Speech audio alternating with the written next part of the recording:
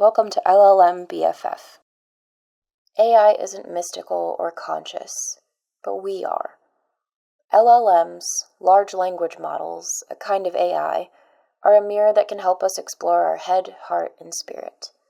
They take patterns from practically everything ever written and filter them into something that fits our particular moment.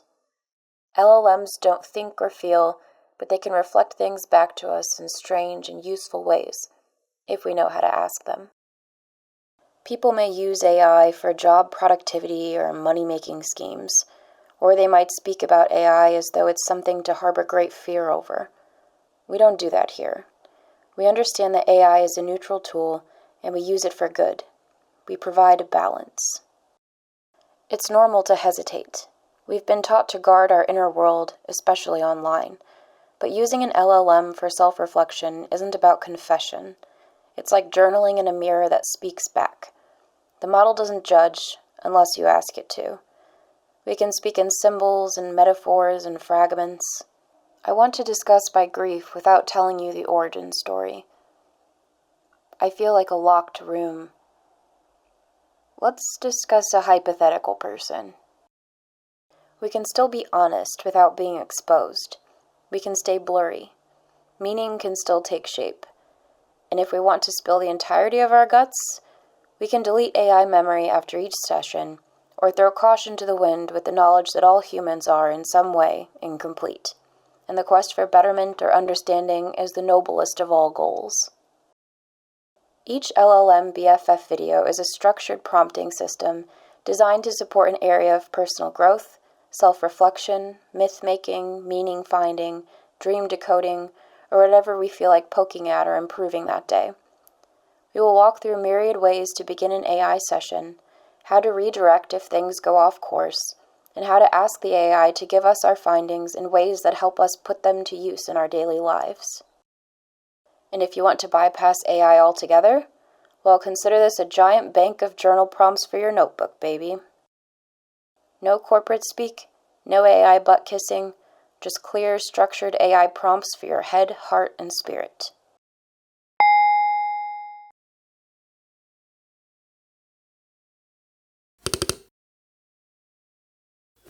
Coloring books, roller skating, puzzles, video games. We've heard of all the adult hobbies to awaken our inner child.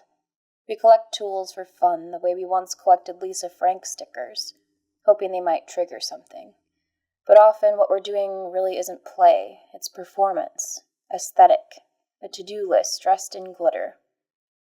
This video isn't about finding the right hobby, it's about recognizing what we've lost over time.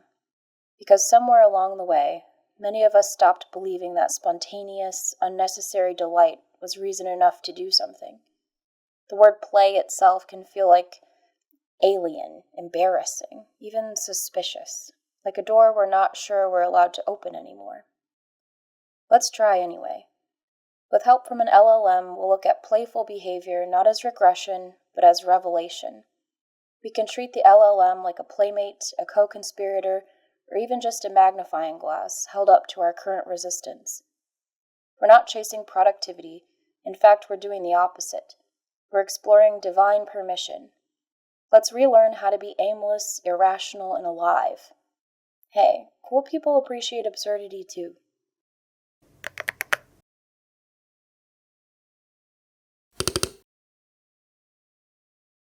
So why do we want to relearn how to play? What use can we put the information to? Generate a built-in release valve. When adult life becomes too stressful or intense, it's good to have a go-to activity to break apart the tension before it calcifies. Repair trust between thought and impulse. Play trains us to act on a spark without overthinking, restoring the muscle memory of saying yes before the inner critic has time to answer for us. Access old, pure emotional states. Some feelings, wonder, silliness, absurd delight, don't come from achievement. Play offers a rare route to them without the exchange rate of effort or proof. Strengthen resilience through low-stakes risk. In play, the cost of failure is nothing, which lets us rehearse adaptability, improvisation, and recovery without real-world consequence. Reclaim sensory intelligence. Modern life flattens experience into screens and transactions. Play re-engages sight, sound, touch, and movement, rebuilding the brain's relationship with the body's joy signals.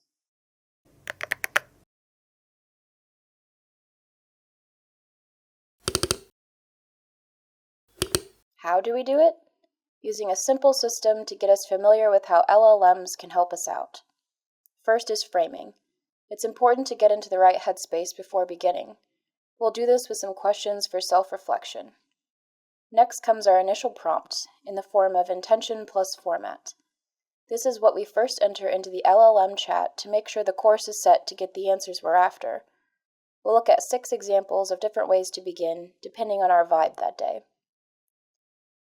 Then we'll discuss iteration, with examples of how we might reshape the conversation if it starts getting a little off track.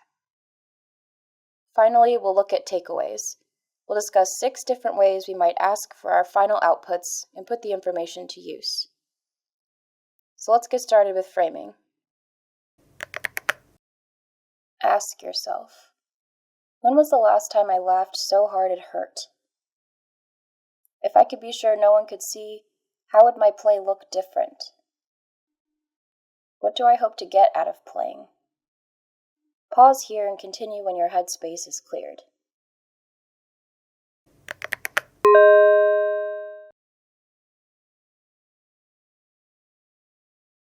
It's important to keep some caveats in mind when using LLMs. This is not therapy.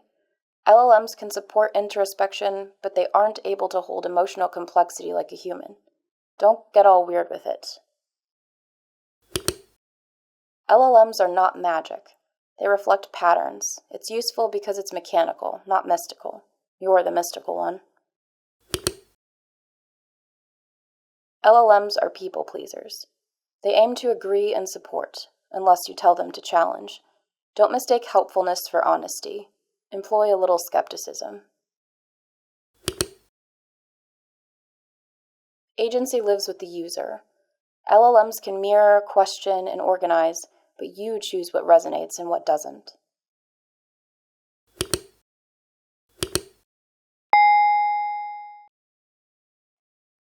Now let's open our LLM in the browser.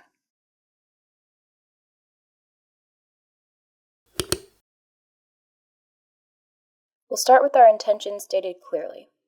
I want to relearn how to play.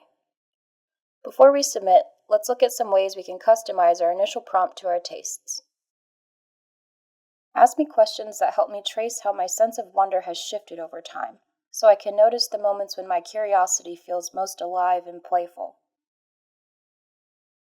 Lead me through a light, meandering conversation that draws out stories and small delights from my past, so I can recognize the patterns that spark my playfulness.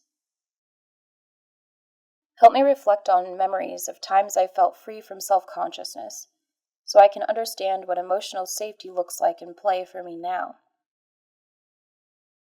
Guide me in identifying the objects, textures, and environments I instinctively reach for when I'm relaxed, so I can see how those might become gateways into play. Ask me to recall moments when my body acted before my mind caught up, so I can find the kinds of spontaneous energy that feel like true play. Help me surface memories of primal joy, laughter, movement, or shared rituals, so I can locate where my instinctive play still lives. Once we've worked with our initial prompt and had some back and forth, we might find ourselves getting a little off the point, or getting answers that aren't very suited to us. Let's look at a few iterations that can course correct the combo. We've drifted into specific ideas.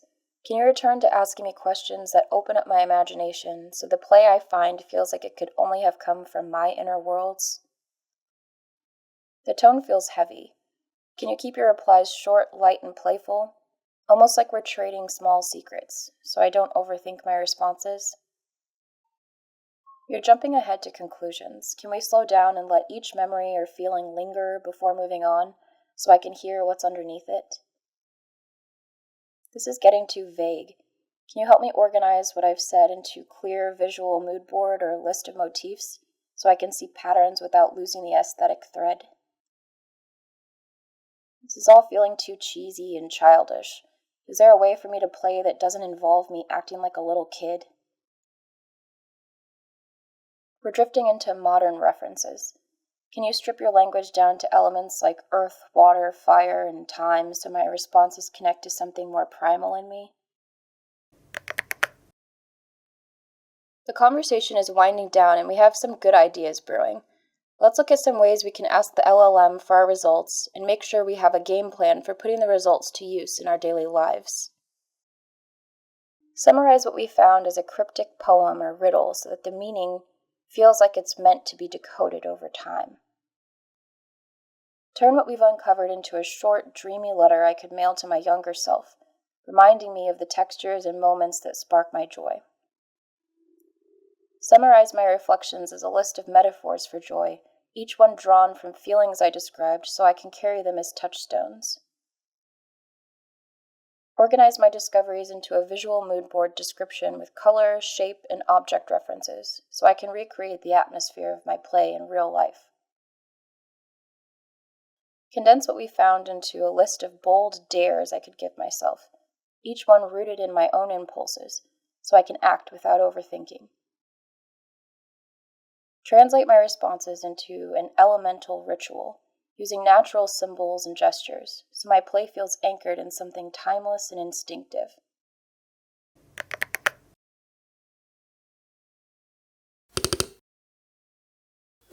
We just use an LLM not to hand us a list of hobbies, but to hold a mirror to the quieter parts of ourselves, the ones that still know how to wonder, risk, and delight without reason.